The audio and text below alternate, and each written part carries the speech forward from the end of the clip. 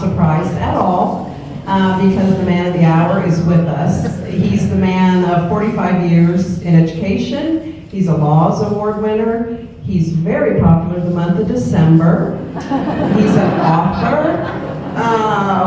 He's an Azalia expert. So I have nothing else to say. I will let Larry do all the talking. So thank you for coming, and Larry Perkinson.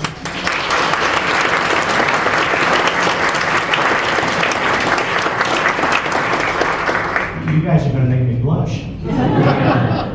I want to start off with one clarification.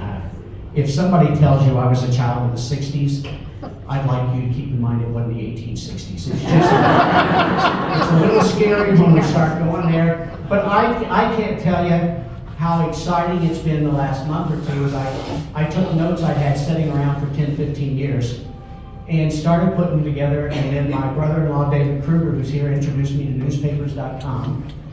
And there are nights I don't sleep because I wake up thinking I ought to search for one more thing. So it's been a great ride. But I want to make sure I get started. It was my understanding that this will be posted at some point and that they will post the PowerPoint with it as well. We may have to edit out some of what you say, but... Yes, and the same thing happens at church, so just know it won't be the first time. The PowerPoint will be difficult. It'll guide me and keep me on track. I hope that doesn't always work. I can be spontaneous once you hand me a mic. But I think if you can find somebody who's got my email, or you check with me afterwards, your phone number or whatever, I'll make sure that I get you an email that you can send it to me, and I'll send PowerPoint to you if you can open it up. Azalia is my family. We were immigrants to Azalia, and you need to understand that's how it works. There are places. I had a friend move to Tennessee, and he said, "Well, they like us, but we're not part of it. We're immigrants." Well, same thing in Azalia. My mom, when she was younger, once told me that, when she was younger, she did this, but she told me that she read a book about Quakers, and she thought, boy, that'd be a great thing. So they moved we are immigrants from Clark and Scott County, and we move up in the midst of birthright Quakers. One generation after another generation after another. I don't want to go back too many generations, but all my friends that I spent most of the time with were birthright Quakers. And you know what? They didn't act like there was any difference between us. So it was a great thing. When I start doing this, I've got two goals, and here's the first one. I had a lady from Missouri write me one time. She somehow got a copy of my book. Somebody left it on the bus or whatever. And, people do strange things. They probably threw it away, but she wrote a letter, and it was the nicest letter. It said, "We did not grow up in the same state, but we grew up in the same town. So when I finish today, I would like to think that somebody leaves here going, that sounds just like where I grew up. And if you haven't done enough studying on where you grew up, then you want to put in some time, because there are great stories." The other thing is, one of my lifetime friends in Azalia, Gary Langston, would travel about, and people would say, "Where are you from?" And he'd say, "Well, you probably wouldn't know." And then he'd tell them Azalia, and then Gary would say, it's kind of like, I got to think of the artist here because I do it all the time, a Norman Rockwell painting. Now, and I got to thinking about that, because Norman Rockwell, we love the scenes, whether it's the barber shop, one of my favorites, or whatever, but what we really capture there are the people. And so if I finish today and I failed to mention a lot of people from Azalia, then I have done a great disservice, and I want to make sure that I don't do that. I've got some notes here. I'm going to try to just do this without it, but I wanted to start with them in my hand and then in my pocket, my heart. You guys used to watch all those old country shows. A lot of thank yous. I'm not going to go through those. Rose Bassett just moved to Louisiana. We got Sherry over here. A lot of the stuff came from church, because the Quakers kept a lot of great records. And some of those are going to be important, because we're going to get rid of some myths along the way. But up there, it's got a thank you as loud as John Thomas's gate. And for those of you who know a little bit about Azalia, a little bit about the history of the Underground Railroad, John Thomas painted his gate red. That was not very Quakerly. In fact, I tried to honor John a little bit here with the tie, but he painted his gate red and did something here. It's already too hard to read. There we go. I don't press too many buttons. And so, that big old thank you, you want to be known. You want people to know where you are and stuff when we do that. Now, every community has stories. You can't see all that, but I know the community storytellers here. You've got Candy Carr. You've got Charlotte Batten. And if you've never seen Paula Roberts do Harriet Tubman. We've got people who are always doing a little bit, but Azalia. You know, we had a minister, that Fred Darling, who was actually one of the fastest ministers and men in the world, from age about 50 to about 70. And he could have competed in all those national meets. Fred couldn't go because they kept having him on the day he was supposed to preach. So, interrupted. We've got part of our Azalia story would have been Candy Carpenter, who was on one of the early IU basketball teams. That was great. You know, I'm glad we didn't ever play her. I'd hate to know how bad she'd beat me, but I saw Hetty George here. And I know the two of them, Hetty, Kentucky, right? Where's Hetty? You went to Kentucky, right? Yes, I did. Yep. I don't want to say Louisville. I want to start a fight here. But we got all kinds of stories there. I've got those Rooks boys at IU wrestling now, so part of my family. But we had more than athletes. We had Clara Mary Newsom, who was in Ramallah as a missionary in the mid-20s to late 20s. And she was held upside down in a well because she had blue eyes. And if you ever knew Clara Mary Newsom, I'm going to tell you, I didn't know anybody would be willing to lay hands on her. She'd give you that glare. We had a group at Azalia, and a lot of townships here did by 1900. The Rough Riders. Men on horses who were ready to protect their country at any moment, and at least they marched in parades. But so much going on, and I saw an interesting article on Raymond Morris in 1907, who blew his eyebrows and eyelashes off because he threw gunpowder into a fire. You know, I wanted to see how that worked, but thought better of it. But we're a story, we're a town that did things that didn't always feel good. Because life's life, and there are tragedies, explosions, 2 kids hit by lightning and they survived. I believe those were the Giants kids at some point or another. But 1914, we had a young worker whose girlfriend had died, and he shot himself with a shotgun in the store. You know what? I grew up in Azalia. Nobody told me about those kind of things. And I don't want to cover all these. The Azalia Bridge, how many been there? Sure you have. That sandbar, depending on which way you're driving, but that sandbar that you can see, you know, along that bridge and that river, I hear a lot of people talking about Slave Road. That's where the slaves, you could hide in and out of the fields and stuff along the riverbanks. But in that sandbar, in 1831, some of the articles that were written by essays and stuff by church members talked about the Ku Klux Klan, or the Knights of the Golden Circle, that would meet there. They knew where that slave road was just as well as anybody else. We had a Mr. Yaley. Mr. Yaley lived in Azalia, and in the 40s, 50s, I could never find the date, and his daughter died, so I couldn't ask Deborah. But Mr. Yaley, who jumped on a boat, and he took fishing boats to China when China was going to die. The people were going to starve to death because they didn't have boats to fish with. There had been some kind of damage.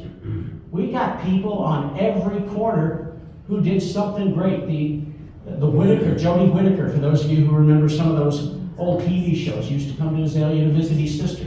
So I'm not going to cover everything that's up there. The last one, we had a guy named Henry Fisher in 1919 when he died. They put in the obituary, he was a Union soldier, and he was also in the Confederacy. His dad got drafted. It's an interesting story. His dad got drafted, and he said, "Dad, you don't need to go. You don't support the Confederacy." He said, "I'll join, and as soon as I get a chance, I'll run off and get to the other side." And he did just that. So every story has, every time I turn a page, there was just something. In the Depression, out of a journal from Sandra Fleetwood Lonely, Winona Davis Ingle, one of her relatives, says when the paint was a little shy, the minister got a chicken and some of this and some of that. They knew how to take care of him when there wasn't any money available. Friends on the Move Azalia, you start with the church because the Quakers moved. Quakers in North Carolina civil disobedience. They didn't agree with all the rules. They certainly didn't agree with slavery, and those Quakers would find a new way to do something. In fact, it might surprise you that some of the Quakers bought slaves. And then they worked on a plan to free them, get them to freedom and stuff, and suddenly it became against the law. There was a time when you could, in their area, for notorious deeds, a slave saves the family member's life or whatever, you might be able to free him and work through that. But they finally closed all the holes, and the Quakers in North Carolina said, we got to go someplace else. They sold their land, and the Northwest Territories opened up, and people started traveling. And some of them came here to Indiana. Now, there was a thing, by the way, that you'll see a word up there, Quaker trusteeship. That's what they called it when they would get slaves and then work on a plan to free them. And you can probably find a lot of data on that. They took that 35, 40 day, depending on the weather, trip here in wagons, and it worked out pretty well. About the time they got really dissatisfied, the roads from North Carolina to Indiana were starting to open up. So it becomes a major. They settled in Azalia, actually about 2 miles probably north of Azalia, northeast. I don't have my little doodad to tell me which direction I'm pointing, but they settled about 2 miles northeast. And Azalia, I'm from Azalia. That means you're anywhere from Azalia to E-Town to Mineral Springs. It's the Bermuda Circle of Azalia. So it's just true. And I will tell you, that's true. It's like, what are you drinking? I'll have a Coke. I don't care. They put Pepsi, you take it. Azalia covers a whole lot more than just that little town. The first, and Quakers, by the way, there's a little pride sometimes when you do these things. Anybody ever watched Friendly Persuasion? Oh gosh, what a great movie. And you got, is it Gary Cooper? Yeah. Yep, I don't know, somebody will shout if I get it wrong. Gary Cooper is humble and he's a believer, a man of faith, but you know what? He likes winning horse races. We all like winning at something. And Gary Cooper buys that horse. Azalia takes great pride in the whole thing. The first settler here in Indiana was Abner Connor. It's the first settler in Bartholomew County. And he bought a section that sat right on the corner of Azalia in 1820. And it's at that time, it was a territory. I think, in fact, as they sectioned up, it might have been a part of Delaware County. I drove to Delaware County last night. I had to go to Muncie. But we get one of the first settlers that comes here, and it was good stuff. The Quakers brought with them a lot of things: honesty, simplicity, integrity. Now, we can all say, I like to think that everybody here would say that about whatever church or group they belong to. When we came here, we brought integrity and all this stuff. And you just start piling up the good stuff. By 1877, I'm a little bit back and forth. I'm not a chronological kind of guy, but I am pretty tall for my size. No, but by 1877, they learned that you put Quaker on a product and it says, you're getting what you paid for. You're getting the best price. You can't see this from the back, I know, but you can see the outline of the Quaker oatmeal guy on this side. On the other side is a container called Quaker Kisses. There's not a lot of books written on that, but I want to tell you, pretty quality, because they made a candy to cover just that. The Quakers, it's probably in Indiana by 1810, 1812, not to be too exact. You've got the first Quaker group that settles in Salem. You've got the Blue Ridge River Church there is probably the first. Our Quakers get here about 1820, so 8 to 10 years later, they move from Salem to the Seymour area, which would be Driftwood, a few miles south of Seymour. And then we've got some going to Jennings County, and then we've got Sand Creek. By 1824, Sand Creek Township is established, and so is the Quaker community. Eventually, that's going to grow to about 200 families. Now, people move, and we are in a time and day when people move everywhere. So you don't always keep that population. Azalia had a school in 1822. I'd like to tell you it was the first one, but I think Flat Rock was ahead of them. The seminary they had by 1867 was actually the first form of high school in this county. Well, I went back to it first. Let's be winners. And then you've got Azalia that 1824, you got Sand Creek. In 1875, The population was growing in the Quaker church, but also that old building was not going to handle all the crap. So they built a church in Azalia in 1875. And I'll skip around a little bit, I won't have to cover everything. If you've ever been to the Azalia church, when it was built, it was designed to hold 500 people. I don't know that we could get 500 in there if we counted those standing on the steps outside. People were smaller than they were my size. Sand Creek, and then in 1950, they closed that church and they moved it on. But once again, it's a pretty good deal. You've got people who work hard. They're open in markets. They're just some things that are great, and they brought with them some principles. And this was another place where spell check didn't catch it. Principle is P-A-L up there, and I'm going to apologize because I know it's P-L-E. But I'm also going to tell you, Quakers are your pals too. No, so I'll correct that. I a whirlwind to get this on and going. But one of the things I want you to know about Quakers and just the faith, just a couple. One is that Quakers believe that each person has the light of God within. This little light of mine, not a Quaker song necessarily, but it is a part of it. And that inner light, they call it, guides you, and it's there. Simplicity, peace, equality. Quakers were among the first in education that said men and women, boys and girls, every gender, when they set up schooling across the world, it's for everybody. The slaves that they worked with, schools. So it's a pretty good deal. Now, a lot of the dress and stuff, by the time we get to early 1800s, you don't have those peculiarities. The these and nows are fading. Not everybody's dressing in black. And I would tell you this, Quakers are like probably a lot of other denominations. Not everybody is the same. If I go to a Chattanooga meeting, it's not the same as our meeting. So people are different everywhere. They worship different. They believe different. But I think one of the things is Quakerism was also based on community. There was great strength in numbers. That's why they were able to do the civil disobedience and to help find a path. Now that path was not straight. In fact, Slave Road or whatever else, I've seen a couple of speakers in this area talk about the slave roads and the paths for the Underground Railroad were more like a spider web. They went everywhere, and they connected people and got them to safety. The churches, and I've covered some of this, Driftwood meeting. When Azalia and Sand Creek, when Sand Creek wanted to have 15 miles, people drove 15 miles down to Seymour if they went to the actual meeting. And they went there on the first day. Quakers didn't like using names that implied a deity other than God. So early Quakers, first day, second day, first day and fourth day meetings, if they could attend, they're driving 15 miles.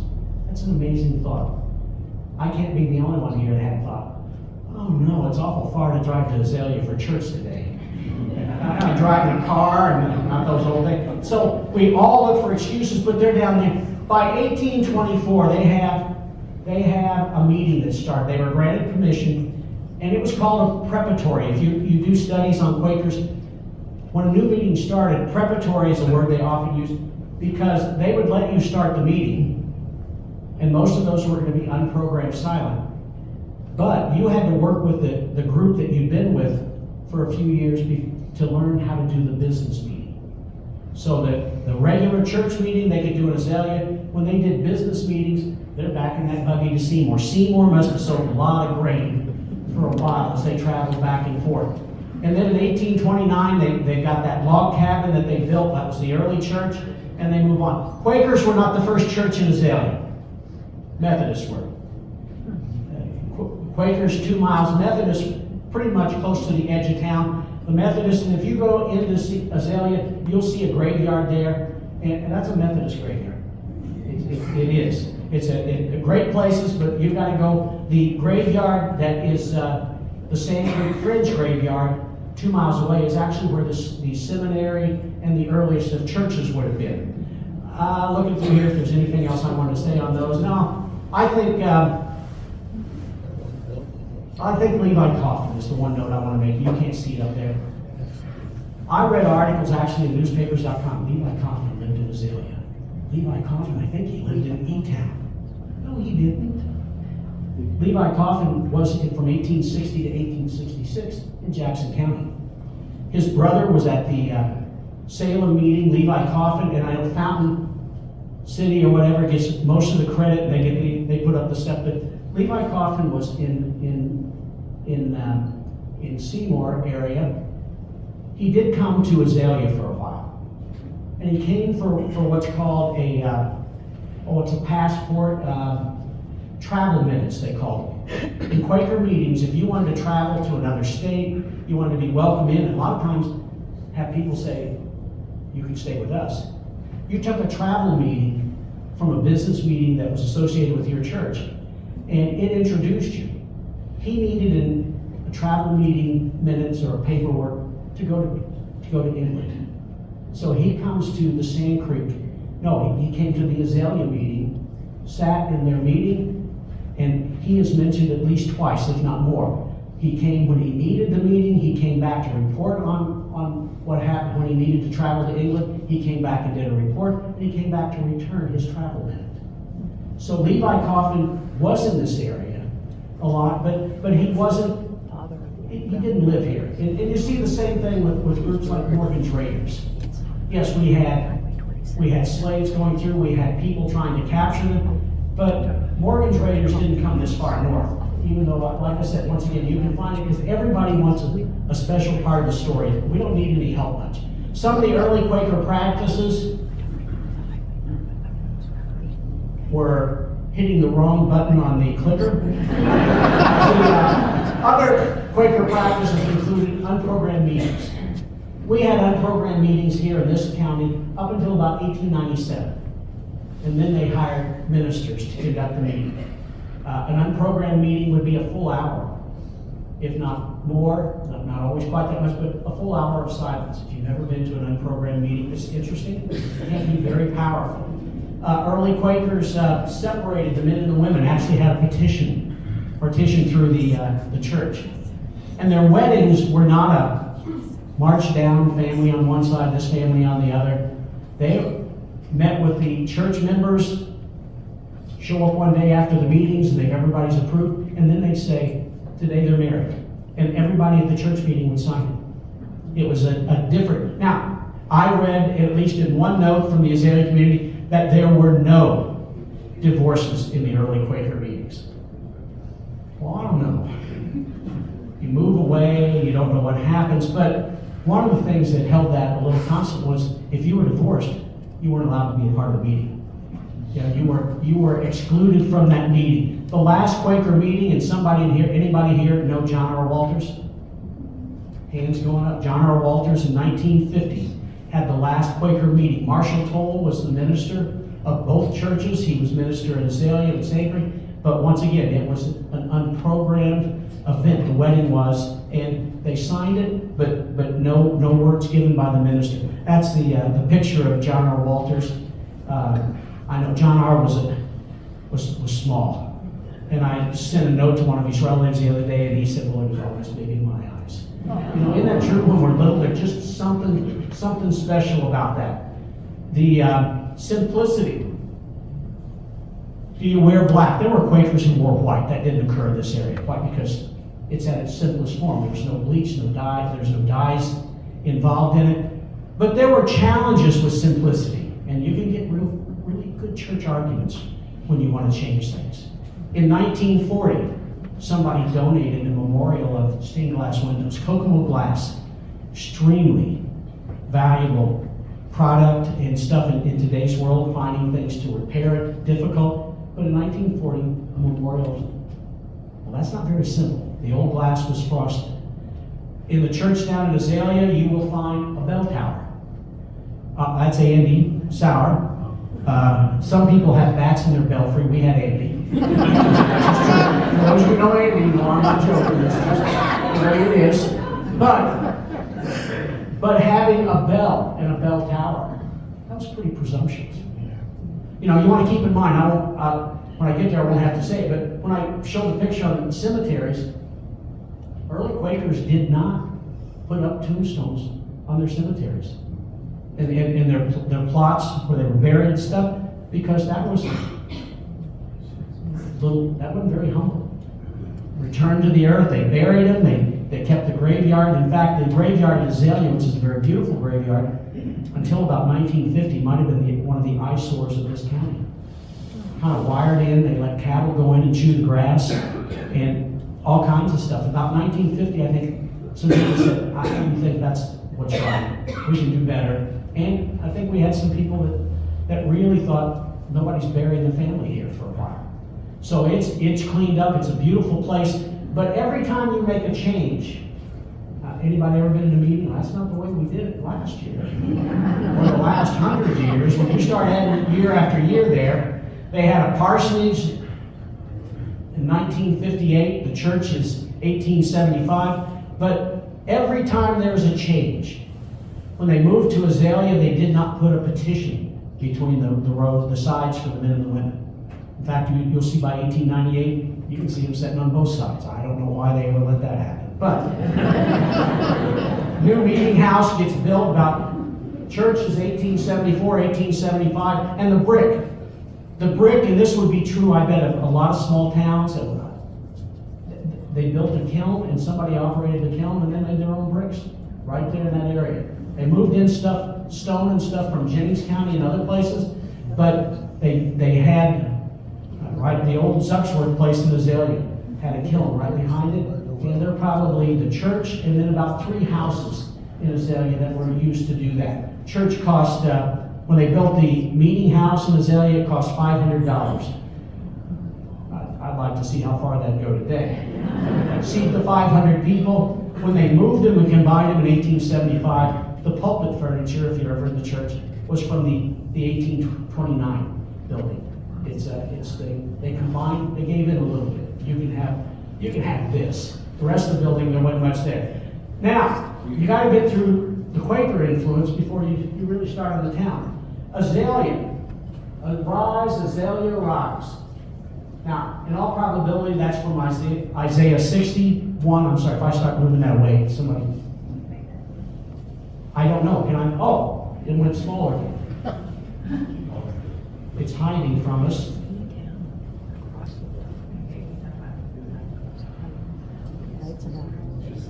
How do we do?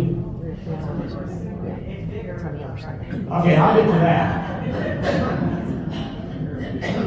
Okay. Azalia. Just keep working on me. I'm a work in progress. Arise, Azalia, arise.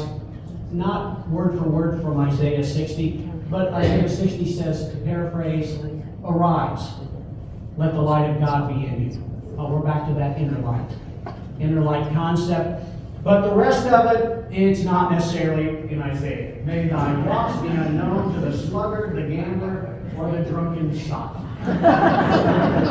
Azalia is not really a fun place on New Year's. So, it was made a town. And by the way, I'm going to say some things that tomorrow I probably wish I hadn't, but it is such a wonderful place. But the history lets you throw a statement or two. Azalia was put on the books in this county on April Fool's Day, 1831. I read an article, an essay written in 1931 that said, I think they may have jinxed us. And I'll get to the jinx a little bit later, but Azalia is laid out by a guy named Joel Newsom. I checked. There are 2 Azalias in this nation, one in Michigan, I've been there. The church looks very similar, built about the same time. That one was named after a guy's daughter, spelled exactly as Azalia is spelled there. The other one is certainly here in this county, and people have debated for year after year. I don't know why they didn't spell that flower right. They seem to be a really smart group. And yet, Azalia in Hebrew means reserved by God. I don't have any, I can't tell you why they spelled it that way. But I always go back to what if? What if reserved by God? Arise, Azalia, arise, and that gives the name. But in 1831, they eventually ended up with 72 plots there and a public square. I want to tell you, those guys, when Joel Newsom designed that and they laid out what the town was going to look like, He left a public square because they assumed the county courthouse might go there. Close to Jackson County, close to Jennings County, communications between the two, and river transportation. They thought they had the market on it, and that didn't happen. It wasn't until 1916 that they went in front of a group and they said, you know what? I don't think we're going to be the county seat. So they made it a public park. But they did too, there were a couple of things that happened around that time. In 1902, if you can't be in charge and have the county seat in Azalia, we sent a guy named Benjamin Parker, and he was the 17th mayor of Columbus. Ran a drugstore, but we got a Quaker in charge there for a while. Don't know how that worked out for him. And then the other thing we did was, by 1916, for some reason, Columbus wasn't going to support the orchestra effort. It's my understanding, maybe Hope as well, but Hope and Azalia said, you bring that orchestra down to us on Saturday night, because we can sell corn, all kinds of goodies, we can invite them down and have a good time and make some money. So they were very, very competitive and good for them. A lot of my friends played in the band. I was not allowed to. Or the choir. The myth or fact. Oh my gosh, this one's just tough. 1825.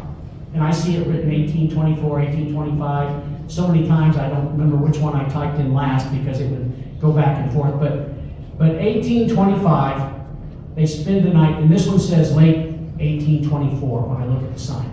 So it's not just, I had the same problem with Newsom. One article spelled with an E at the end, the next one wouldn't. So back and forth because they just changed them.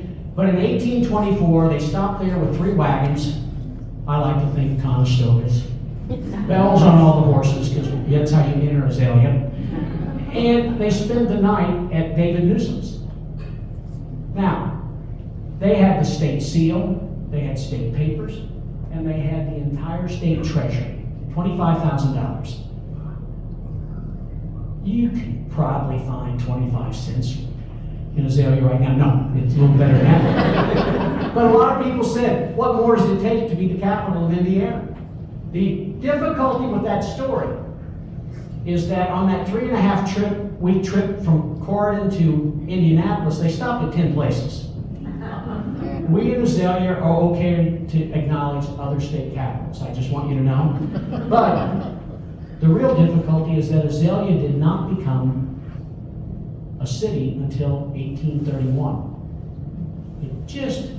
You got to work on this to make Azalia the state capital when it didn't exist yet. But once again, you make that call. Businesses, early Azalia had these tremendous amount of businesses. They had a woolen mill, probably more like yarn and stuff there. 1839, the doctor brought in silkworms. If we got a mill and we got silkworms, there are mulberry trees all over that Azalia area. I spent one summer, I went out, couldn't find any berries, and I made mulberry pie when Julie was gone. You almost feel like a machine every time you start spitting out those seeds. So, I don't know if they're good. They're good for the birds, not much else. We had a copper shop, the brick kiln, a blacksmith, the boat yard. In Azalia, right off the square, there is Boat Street. In the 1830s to 1850s, the road would have continued all the way to the river, and that's where the flatboats would take off. In 1821, John Hall left Bartholomew County, the first flatboat to head south to make some money. John Hall did an awful lot of things. He's a curious man, entrepreneur. I don't know how he ever slept, but interesting. The flatboat trade also brought to town a guy named Squire Poland. He was coming the other direction. And Squire Poland thought, what a great town. I'll build a tavern. Now, and it worked out because you had a stagecoach line coming through from wherever to Jeffersonville. You're going to stop, people are going to get refreshed and stuff. I believe, at some point, the ladies of the town, the temperance movement, might have been 1931, but they went in and they smashed up the tavern, and kicked a hole in the kegs. And the next day, you know that drunken sock thing and that motto? The next day they were drunken pigs all over town.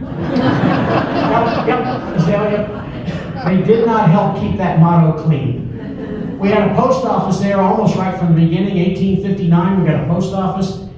And Joel Newsom, by the way, Joel Newsom is the most popular name in Azalia. Probably every other person was Joel Newsom, it seems like when you start reading through this stuff. But Joel Newsom was in charge of the post office until he was 77. He was there 53 years. He was the oldest. Once again, that's superlative. You get to be best, oldest, worst, but we got a superlative here. He was the oldest postmaster in the United States. Elevator, sawmill, the elevator and agriculture, the only two businesses left. We had the urban for $6. For $6. Alan Philworth told me the other day his dad could still remember, would always talk about the sparks coming from the line when you'd see it go through in the evening. But the urban for $6, you could get a book of tickets that let you ride 5 days a week for a month. A lot of times I wished I had that ticket. And then we had that bandstand that I mentioned earlier. But the problem with business is that, and this is not something I'm going to go into, but somebody in here is going to have a greater knowledge. You need bridges and roads and railroads. By the Civil War, that effort for flatboating and stuff wasn't effective. First of all, you're going to get shot out of the water. And then other transportations are coming into effect. Azalia did not get the railroad, E-Town did. And E-Town had a gas company and some other things for a while. And I think, how many towns do we have? What's the great chicken place, the little town east of here? And a couple, Enosburg, different one, I'm not, Millhouse, thank you. Because Millhouse has one of the most beautiful churches in the area and stuff, but it never came to fruition because the railroad didn't go through there either.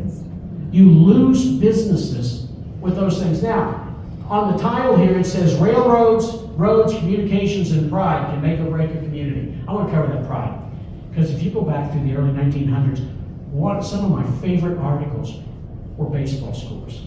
Not Little League, adult baseball games.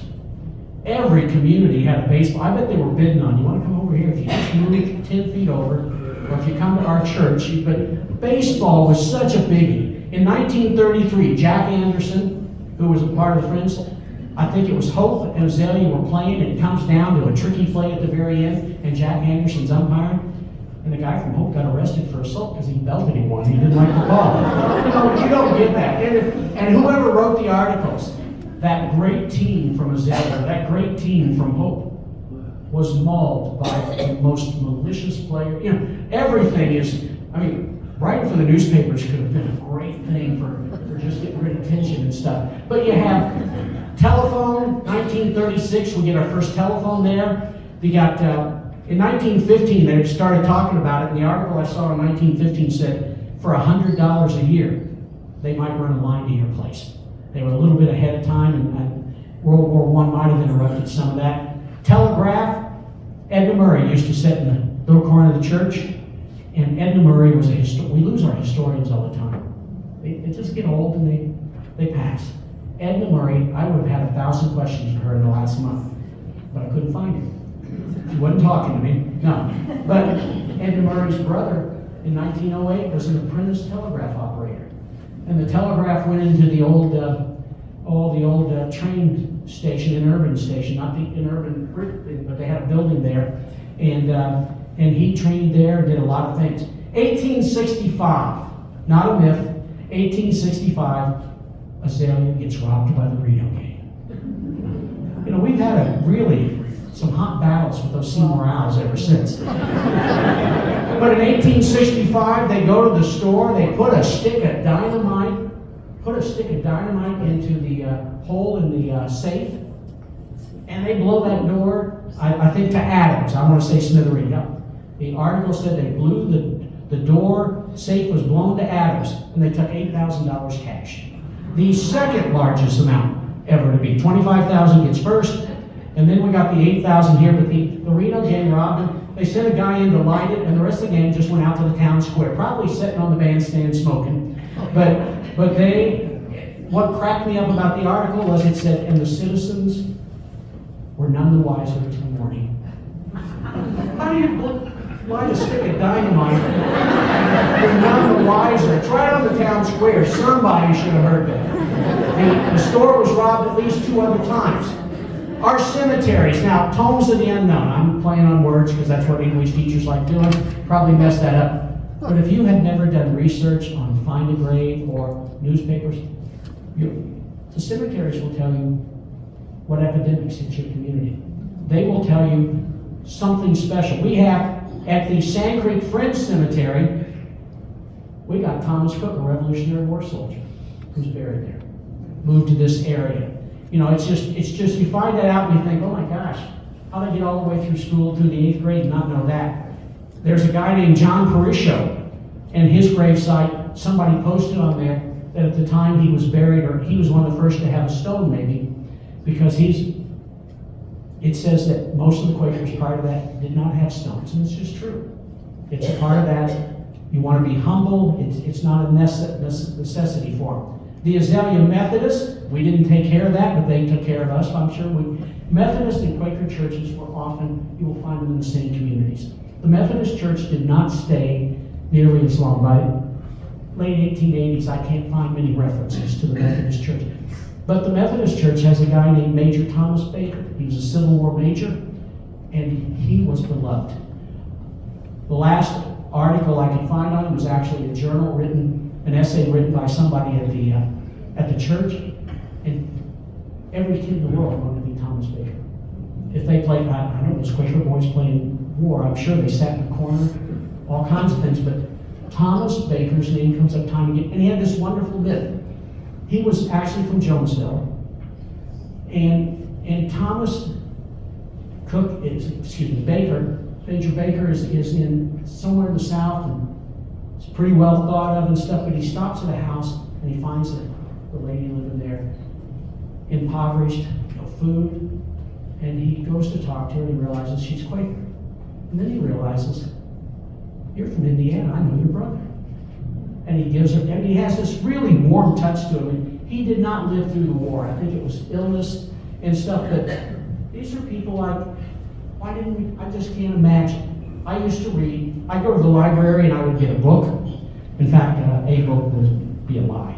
I would leave the library with like 20 books on Friday and bring it back the next week.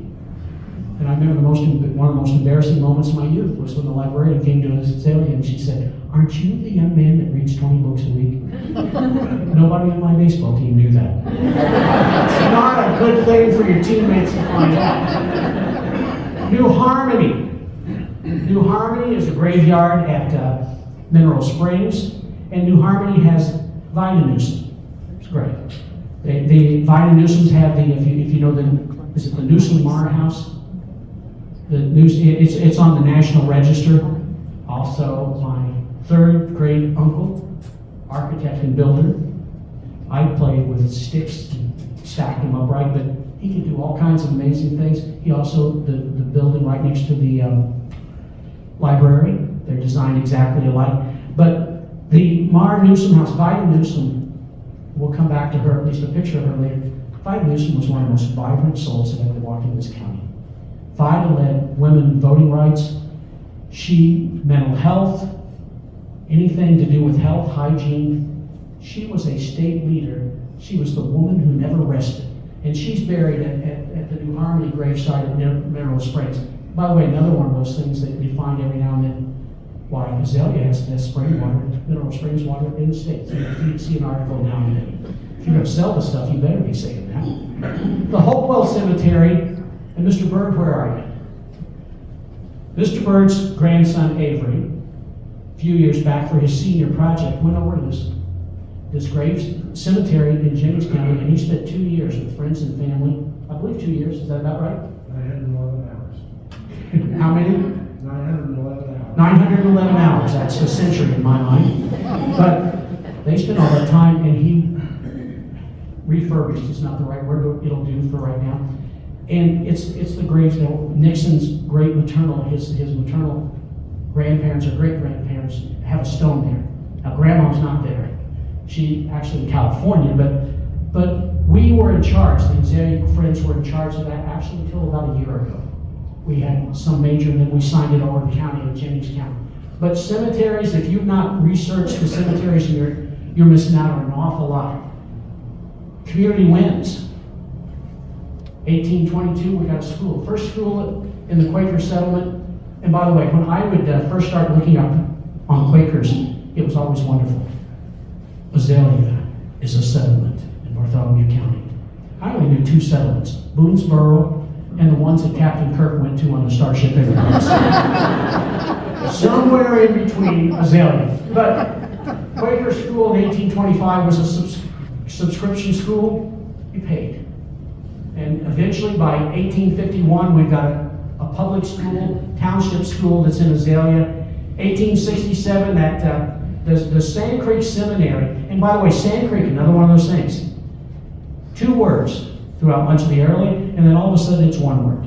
I can't find anything to say why. I just know I'm reading along and think I typed that wrong. No, not like principle, but remember, Quaker's your pal. But the seminary is there. It was a preparatory school for Earl College. And yet, Vida Newsom, she went to IU. She knew what colors to wear. Yeah. 1 room, but the public schools, 1851, the first one. 1888, we get a second 2. Those were the first 2 public schools actually sat next to the church, about in the vicinity of the church parsonage.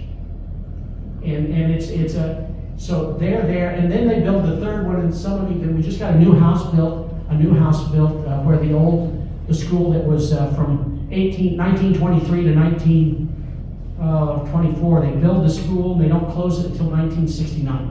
How many went to Azalia School? I'd like you to stand and sing the school song. Let's just settle for gold cardinals.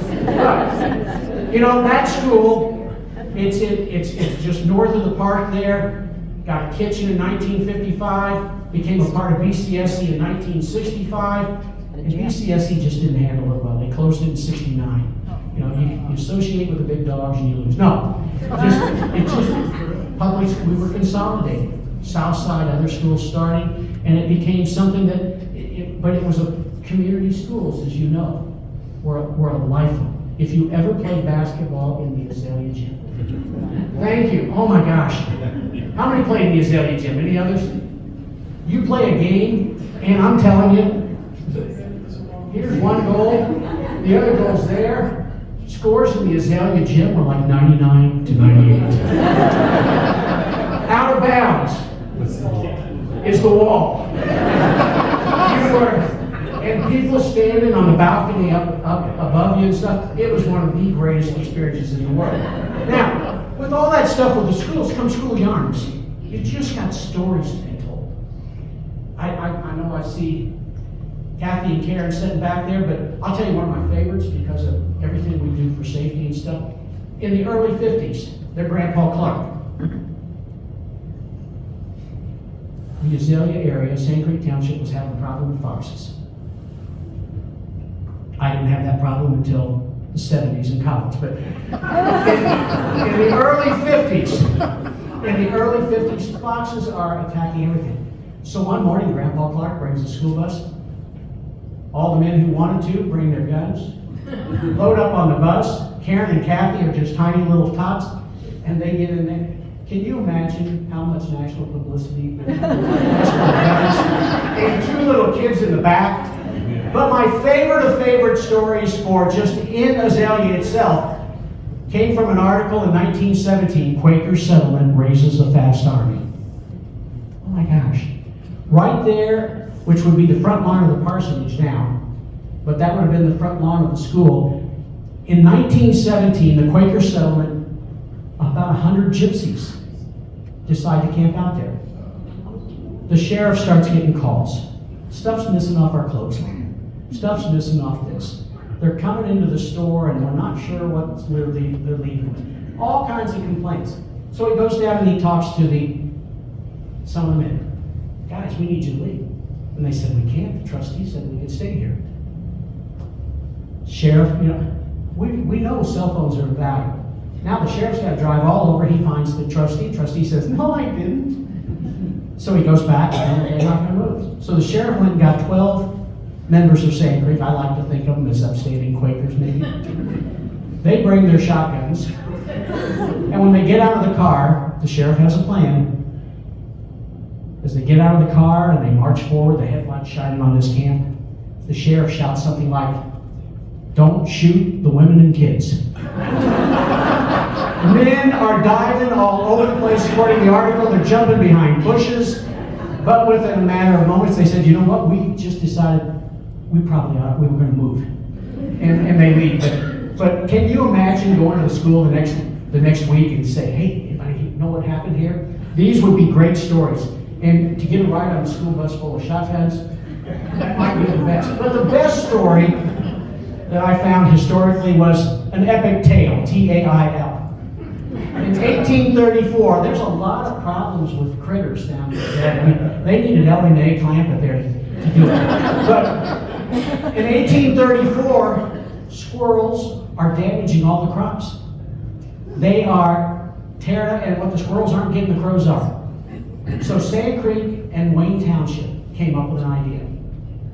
If I step off this, you'll catch me, right? Yeah, thank you. Sand Creek and Azalia and Wayne Township said, we got like 5 days. You can each pick 50 hunters, and you get 1 point for a squirrel and 2 points for a crow. Now, I don't know. It said they brought in their scouts, so I'm not quite sure what that means. I don't hunt, except for something in the refrigerator. So, but by the end of that time, it was amazing. First of all, a community that loves superlatives. Azalia was first. And because of that, Wayne Township had to pay the guy who did the cookout for all of them to get together. They had this great big cookout in the valley. The number one hunter, though, was a guy from Wayne Township, and I don't know his name because the guy from Sand Creek wrote the article. But the guy from Wayne had 900 points. And he complained that he could have done better, except his gun wouldn't cool down. Samuel Stuckey of Sand Creek had 783. Now, later on, I found in 1833, the year before, Peter Ray of Hawk Creek was said to have killed 1,500 squirrels in 2 weeks. You can just start selling bacon of some kind or another with that. But in 1885, pigeons swarmed the country. I started to see if I could find, but I got too distracted on other rabbit holes. But in 1855, pigeons were so bad that one of the specialties in this area was pigeon pie. It's phenomenal when you start talking. Anybody here eating pigeon pie? I'm just curious. Look at there. Thank you, Mr. Newsom. Now, we got more than just squirrels and foxes and crows. We got archaeology. And Mr. McClure, I'm just so sorry that I don't have time to go through all this, but what amazing work. You know, in 1918, we got a guy named Wilbur Perry that decided, and I didn't know Wilbur Perry, not from 1918 or never heard this story, but he decides to move a barn. And when he does, they're tearing it down to move it out. Part of the concrete foundation, when they pull it up, it's got a skeleton underneath it.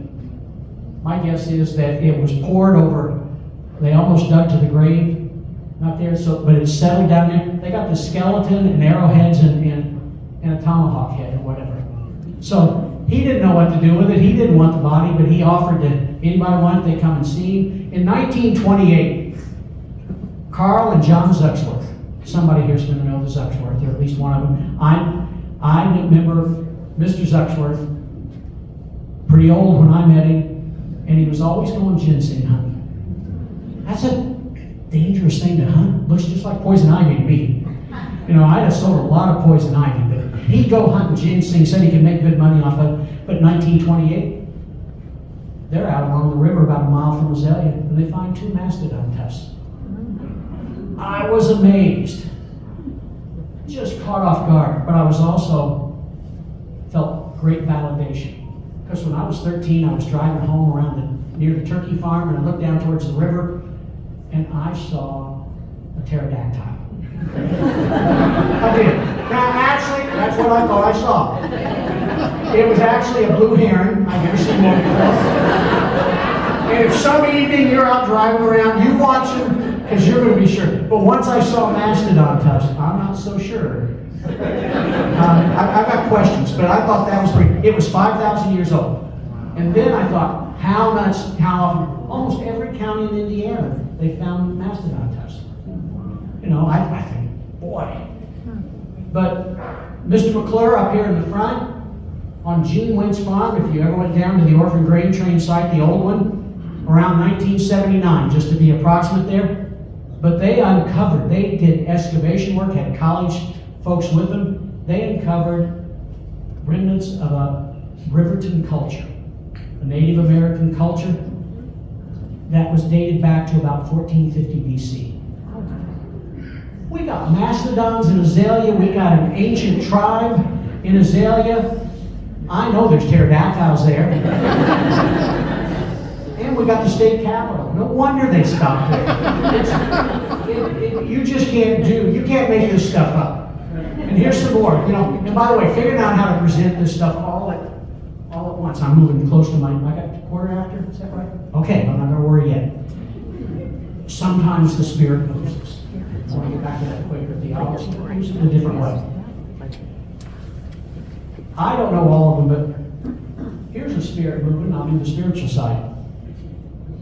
1898, I want to say maybe, I got that real small print up here. In 1898, they had a revival in Azalia. And a guy stood up. And that spiritual cleansing is amazing stuff. He stood up in the midst of the revival and got in everybody and said, I made some improper advances on so-and-so's wife over there. I don't think she told her husband, sincerely. Didn't read that way when I read the article. So she sued him for $5,000 for a revival confession. I am not going up in front of the pulpit and never telling anybody what I've done. $5,000 in 1898. And then at the end of the article, it said, that was the same revival that so-and-so's cousin Nate went crazy. Just that he went insane, the other cousin confessed.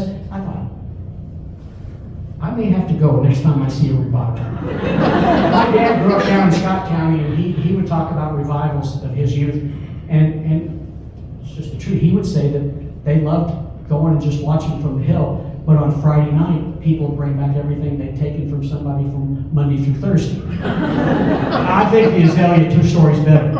We got a doctor's home down there, and I'm not going to give more detail on this because I promised I got to have lunch with a guy to tell me. But there are ghost stories in Azalia too. Not just, we're going to get to the bridge in a minute, but ghost stories. The doctor's home is, I think, stuff moving.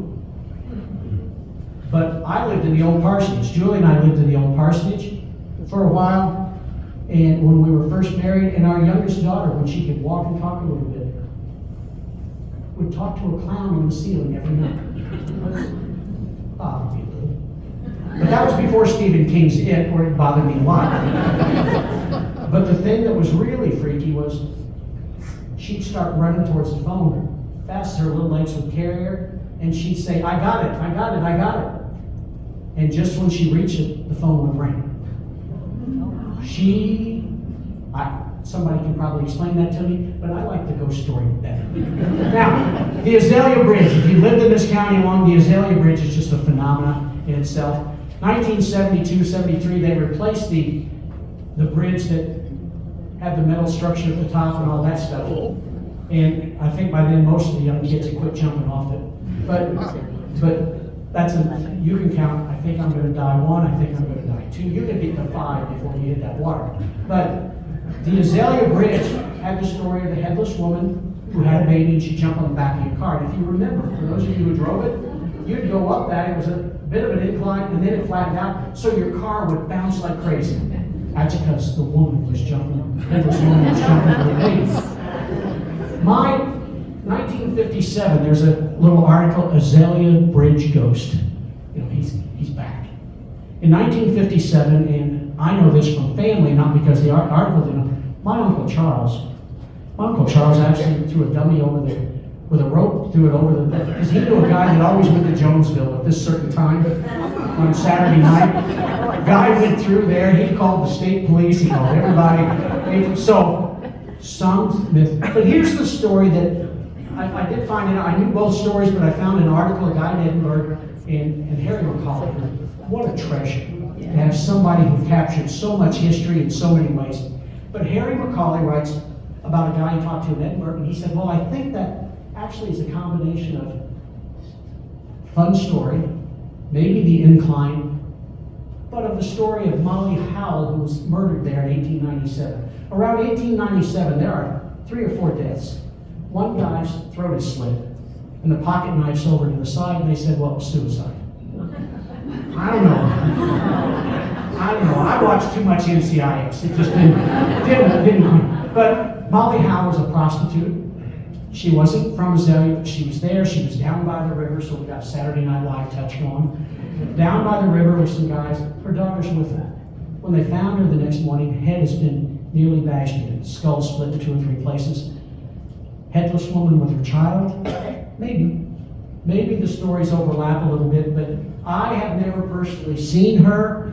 I did meet my Uncle Charles, who was a great prankster, and I do believe he might have done that, the other part. You know, sometimes life happens harshly, and I always want to keep that in mind. We've got 1896, we had smallpox in Azalia. 1902, typhoid fever. We've got the state board that by 1904 says maybe we need to quarantine. 1918, we're hit by the epidemic as much as anybody. And if you start doing, Azalia schools never closed. They considered it and said, hey, there's only 1 more day of school. Taylorsville closed, I think was one of the schools that closed. But we had teacher, Miss Grace Pollen, who comes down with influenza. Her sister, we've got every problem everybody else had, we had there, and very similar, we've got in the Quaker church down there, in December of 1918, they closed the church for a month. And the note in the church record says by government order. I can only tell you what it says because I couldn't find a statement. They talked about quarantine all the time, but there's a statement. It reminded me a lot of the COVID restrictions where the church was intermittent. We would close it for a while, open, close, open. Kept the place aired out a little bit. You opened the door that much. 1913, there was a flood. I love those people. I actually heard older members talk about the 1913 flood, and it was pretty devastating. But the only time that I have record of the waters from the river reaching Azalia, they talked about in 1840. In 1840, their waters got so high at the river that after they receded, the men and the boys on horseback would ride under the sheets of ice that hadn't melted. I thought, now that sounds like fun. Where's the camera? You didn't have the Polaroid with you. Saw a lot of lightning striking horses. Sometimes very few people, barn fires and stuff. In 1998, we had the annex for the church was gutted with fire. It's probably a pretty big event at that time, still is. We had church at least 1 week in Gary Chambers' barn, not barn, but it was kind of garage shed, I'm not sure what I'm going to call it. But 2002, Mike Magnus, who was attending church with, he goes to Belize, but he also goes to an Indian mission as an optometrist and helping out. 2005, we've got Hurricane Katrina, Andy Sars there. Later on, we've got Tony Boyle and Dale Fleetwood, who got part of a picture there, a little blurred image from where you're at. Bill Gordon and others who go to Slidell. We haven't stopped finding things to do, and it's just amazing. The Underground Railroad, here's the thing I want you to think about. Most of us think that's Civil War. A variation of the Underground Railroad was probably going on from 1790 on. You know, keep in mind, by 1815, the Northwest Territory opens up, got cheap land, and we got disgruntled Quakers and other groups. They're going to come buy as much land as they can. But the Underground Railroad, I found an article by Edna Hall Adams, and she says, no Negro, to quote her, was ever captured after he reached Sand Creek. The two biggest, we got all kinds of things going on there in And there are a lot of myths. If you live anywhere where they talk Underground Railroad, it's against the law to hide the slaves and stuff. So very few people wrote anything down. For years I've had people say, well, that house that we got for sale, I think that's got the hidden room in it. I don't know. I don't think I found anything. I'm going to guess they hid in fields. Maybe underneath, where they dug out a place or two underneath the house. John Hall's house had a door. In fact, in the 1940s, Minnie Hall, I can't remember the last name, but she wrote The Ballad of Pleasant Hill, which was the name of that place. And she writes all this stuff and talks about they lifted up the thing and John Hall had a great story. They came in searching. The hunters came in, they want what they want. And John Hall said that they looked, they couldn't find anything. And instead of about to leave, he just says, you ought to probably go through the kitchen cabinet to make sure you're thorough. He's the spunky guy. Flatboats to the south, he's doing all kinds of stuff. I really like that. The John Hall story also has another one. For those of you who went to Azalia, I know you know Mr. Catlin.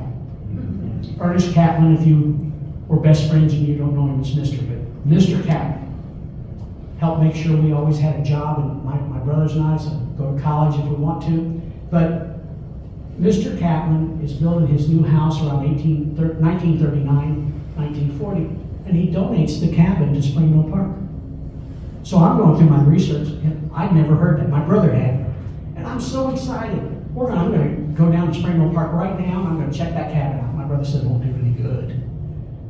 Because Mr. Catlin goes down there on a field trip, or take these 8th graders down there, and they're filling up with gas at a gas station, and behind it's a souvenir shop, an old cabin. He donated a cabin that was a major part of the Underground Railroad, and they made a souvenir shop out of it. So, I'm not sure if the cabin still gets steamed up at family reunions or not, but my family, eventually somebody would. You got John Tom, and John Hall, once again, the Underground Railroad, 1790s on. One of the essays I found said that he actually was a part of the Underground Railroad until about 1840. Guy from Driftwood would bring them up and knew which houses to take them to or how to direct them back. John Thomas dies in 1820.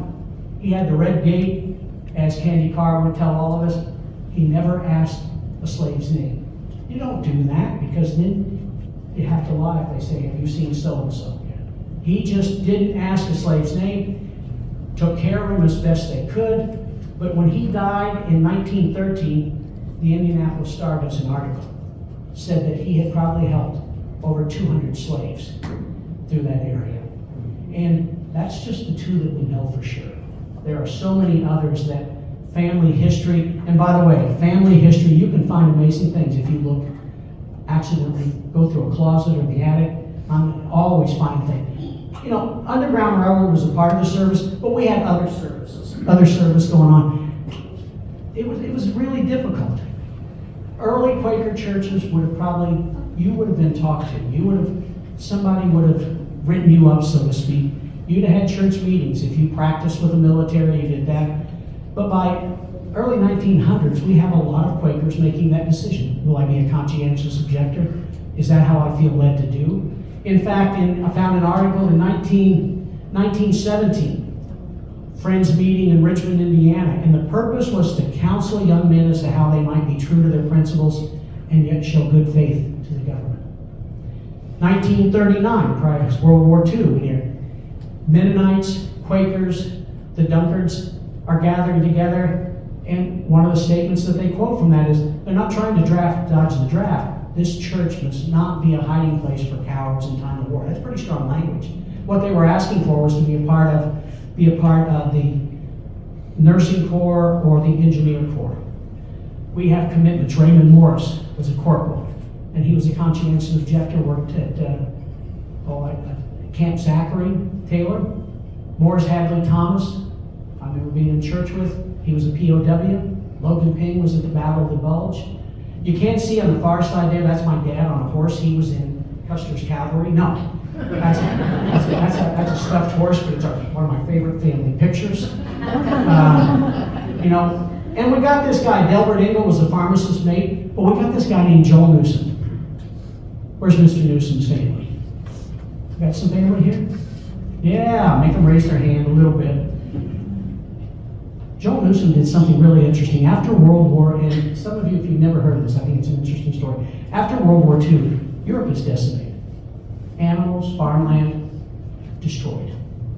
So the Mennonites, the Quakers, Church of the Brethren, they got together and said, we got animals to share.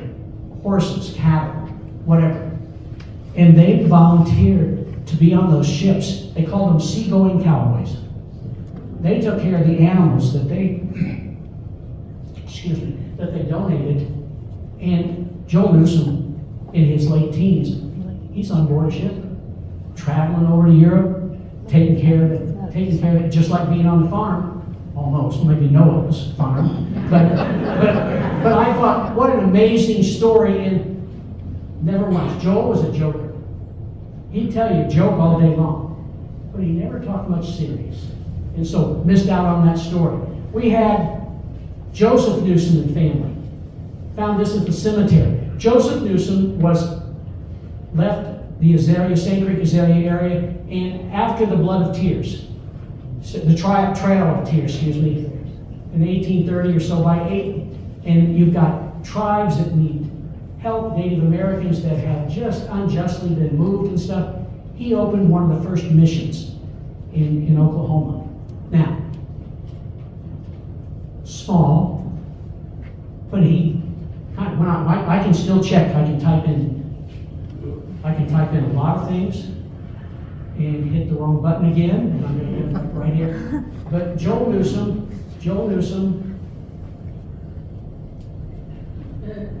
you know, some days are easier than others.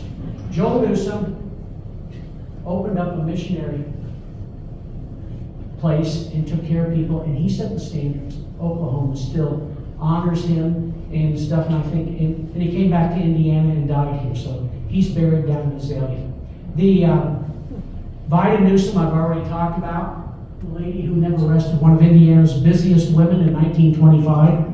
I worked for her Aunt Clara Mary that I mentioned earlier, and I'll tell you what, I think Clara Mary wanted to be competitive with her. Clara Mary would come in front of the church sometimes to do a lesson on missions work, and if you glance the other way, she'd give you that look. And she might have been the best at giving a look at anybody I'd ever known. Chuck Taylor lived in Azalia. His dad was the first principal at the last school in Azalia. Chuck Taylor's dad was the principal. One day I'm painting the ceiling after the fire. I'm painting the ceiling in the main church. It had smoke damage. And in comes Mr. Amador. Abe Amador. He writes a book called Chuck Taylor, I think All-Star. And here's what he wanted to know. He wanted to know, you look just like, by the way, yes, you look just like Michelangelo.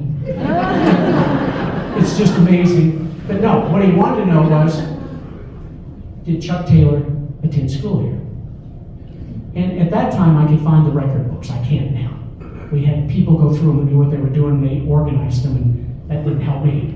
But I went through every Sunday school book for 40 or 50 years looking for a name or something. Could not find it. He did not attend the Quaker church. But Mr. Amador wanted to know for this. He said he was the first businessman to hire African Americans as executives.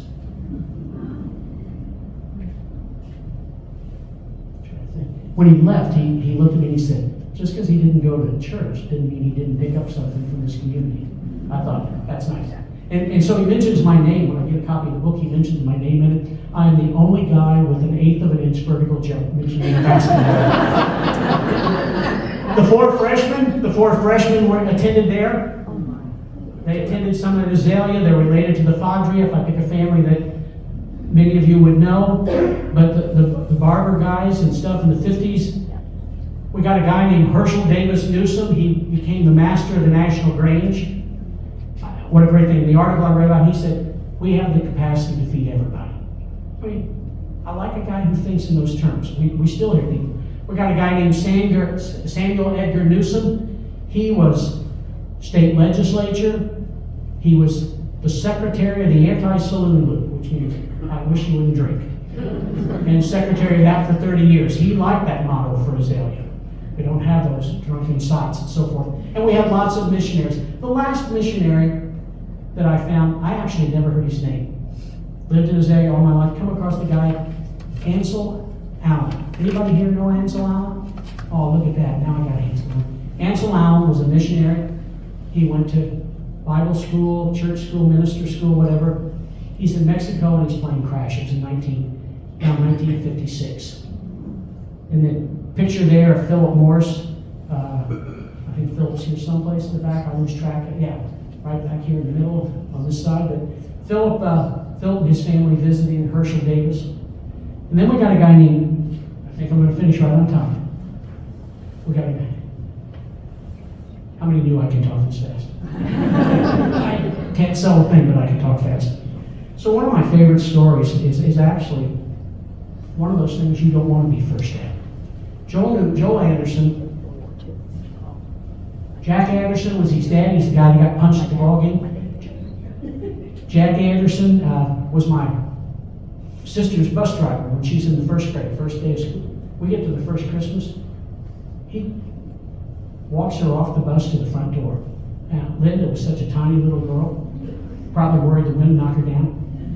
He gave her an apple and a Hershey bar, and he walked to the front door because he brought one for her brothers and sisters.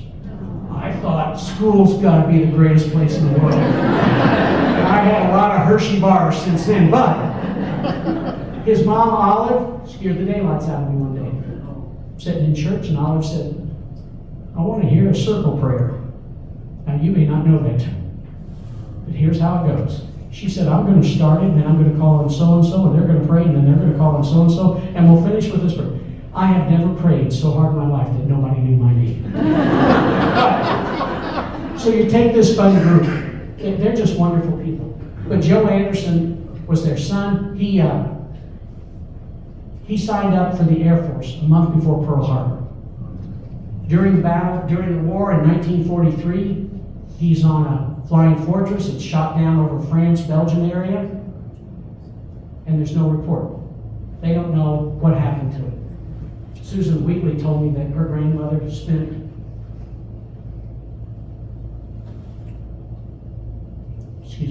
the entire war looking at every picture.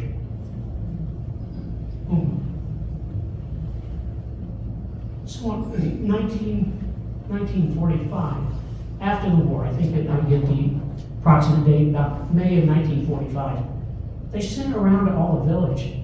They sent these guys, and they call them like American Graves Registration. They're looking to see where soldiers had died, were buried, and they're collecting dog tags and anything they can. And they find a lady there in this village who had seen the plane go down, and she could speak English, had a sign on her door, I speak English, and boom, she leads them to where the grave sites are. Suddenly, they know what happened. They found out because they notify one of the guys, and he calls the Anderson family and says, hey, we know what happened, as best we can. Joe Anderson was burned. He was the first casualty from Bartholomew County.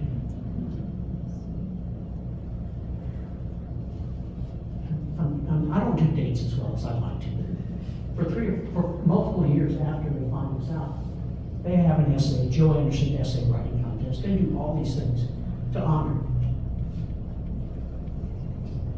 But here's what the Andersons did. You know, you lose a child, all that grief, all the problems and stuff, you can give up. What they found was a way to continue their love.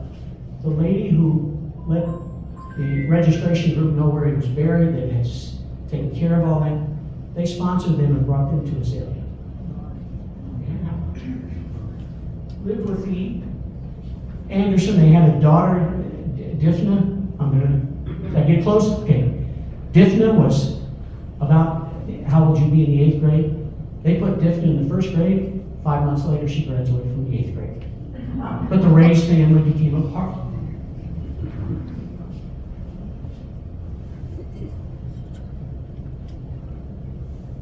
And I'd like to think that everybody here has that kind of neighbor. good stuff in a bad moment, but not to lose the ability to be a great neighbor, to do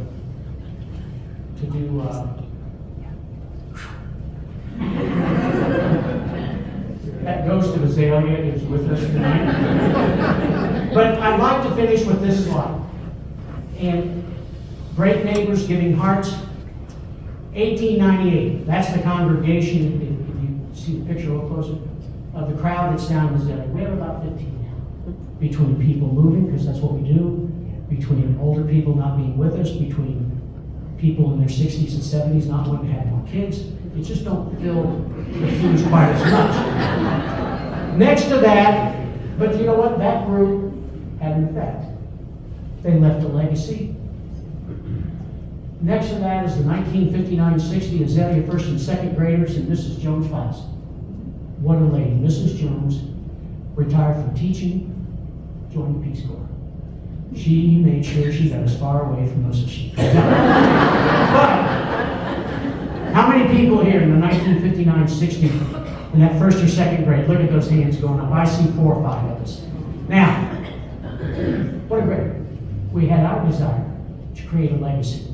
And I want to tell you one of the great things, because it's not going to end with us. Because I know right now that John Hall, who was related to Mr. Catlin, who was the principal of Azalia, and I know Mr. Catlin is a great-granddaughter on the way? Great-great-granddaughter? Great-granddaughter. Great-great. We can make them greater if you want to. But great-great-granddaughter is about to be born. One grandmother was from Azalia, the other from Hope. Did I mix them up there? Yep, I did. I am dyslexic with information. It's all over the place. But we're about to continue that legacy because the next part of Azalia is in her hands. Azalia Hope is going to enter this world. And, you know, I got a pup, and when I walk into a room, people go, oh, nobody does that when I walk into a room. So it's just great to hear you. But I do hope. I hope you came from a community that's got stories, and then if you haven't started digging, you know, it's time. You're not digging up bones, you're digging up great stories, and they're out there for each of us. But I hope you take some time to do that, and I appreciate your chance to let me brag on Azalia. Thank you.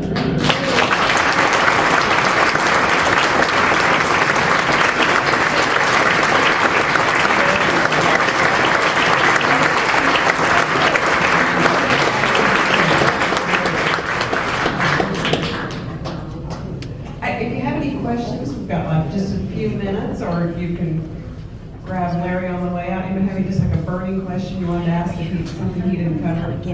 Don't challenge him now. 7:20.